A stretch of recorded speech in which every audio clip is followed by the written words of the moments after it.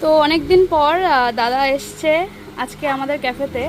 আগেও এসছে কিন্তু আমরা ভিডিও নেওয়ার সময় পাইনি অনেক কাজের জন্যে। আর তার আগেও আমাদের যখন কচুরির দোকান ছিল সেই টাইমেও দাদা এসছিল, ব্লগ করেছিল।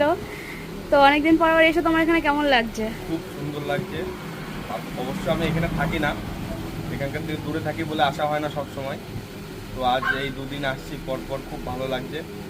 যেমন অ্যাম্বিয়েন্স তেমন পরিবেশ, শান্ত নিরিবিলি পরিবেশ, ভালো লাগে আমার এই জায়গাটা আসতে। আর খাবার দাবার কেমন লাগছে? খাবার দাবার দুর্দান্ত। আগের দিন চাউমিন ট্রাই করলাম, দারুণ ফ্রেশ একটা কোয়ালিটি ছিল। আজকে এই যে কেএফসি স্টাইলের চিকেন যেটা আছে এটা ট্রাই করছি।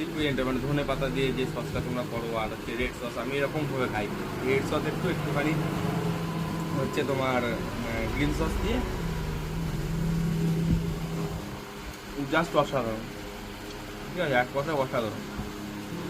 আমি বাড়তি কিছু বলবো না, তোমরা এসে ট্রাই করো, তোমরাই বুঝতে পারবে। মাস্ট বি ট্রাই এটা।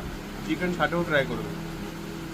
তো তোমার বন্ধুদের সবাইকে আসতে বলো, আর তুমি অবশ্যই অল টাইম আসবে আমাদের এখানে, আমরা সেটা চাইবই।